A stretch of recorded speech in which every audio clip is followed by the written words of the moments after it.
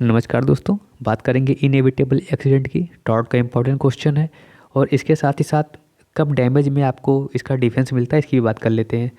देखिए, अगर डैमेज आप ये साबित कर देते हैं कि भैया ये रिजल्ट है इनएविटेबल एक्सीडेंट का, तो जाहिर सी बात है ये फेवर में जाता है, in favour of person who caused it. ठीक है ना, जिसने एक्सीडेंट किया है उसके फेवर में जाएगा भाई कि डिफेंस मिल रहा है इनएविटेबल एक्सीडेंट का।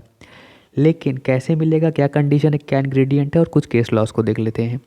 देखिए, पहली बात कह रहा है damage is said to be caused by inevitable accident when it is not intentionally. यानी पहली कंडीशन तो है इंटेंशनली नहीं होना चाहिए, मतलब आपका इसमें आशय नहीं होना चाहिए, ये डिलिबरेट एक्शन नहीं होना चाहिए आपका।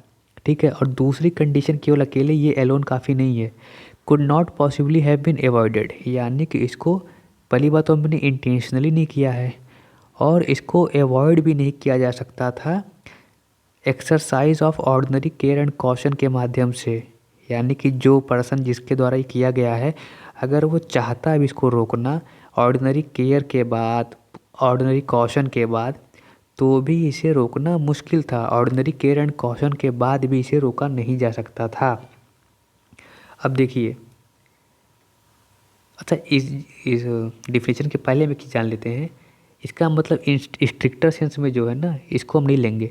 बस हमको इतना मान के चलना है जैसे कि इनएविटेबल एक्सीडेंट मतलब ये नहीं कि जिसको रोका ही नहीं जा सकता है, रोका जा सकता है लेकिन पॉसिबली इसको अवॉइड करने के लिए जो ऑर्डिनरी केयर एंड कॉशन चाहिए होता है उसके बावजूद नहीं रोका गया है। इसका मतलब ये नहीं है कि incapable of being prevented at all. ठीक है ना, अब हम इसको और एक्ट ऑफ गॉड के अंतर को पढ़ेंगे बाद में। ठीक है ना, तो इसको हमको स्ट्रिक्टर सेंस में नहीं लेना है, पहली बात तो ये।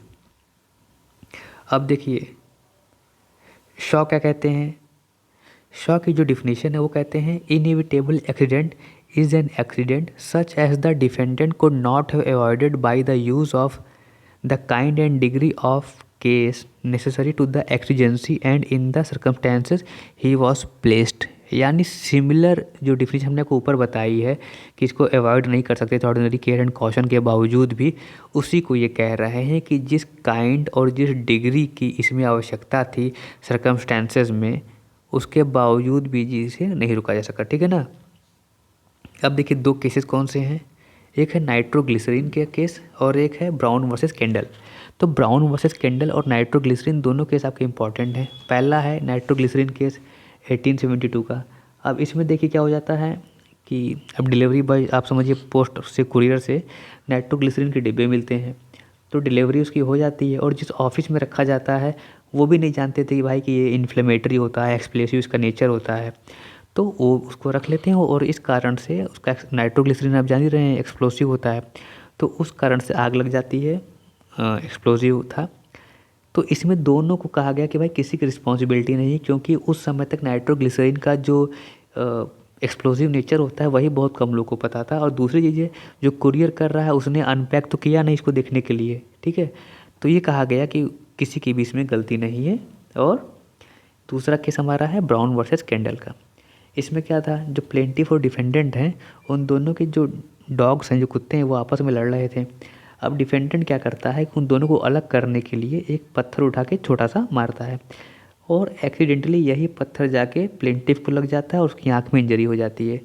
तो यहाँ पर भी कहा गया कि भाई ये रिज़ल्ट जो है वो प्योर एक्सीडेंट है। ठीक है ना, और इसलिए जो इसे है एक्शन यहाँ पे आप नहीं ले पाएंगे। तो हमने जो डिफिनीशन पढ़ी यहाँ पे हमने पढ़ा ना कि नॉट, पहली बात तो इंटेंशनली नहीं था, और could not possibly have been avoided by the exercise of ordinary care and caution. तो दोनों चीज़ों को जब हम देखते हैं उसके आधार पे ही इनएविटेबल एक्सीडेंट का डिटर्मिनेशन होता है, और इन दोनों केस को हमें याद रखना है। धन्यवाद, शुभकामनाएं।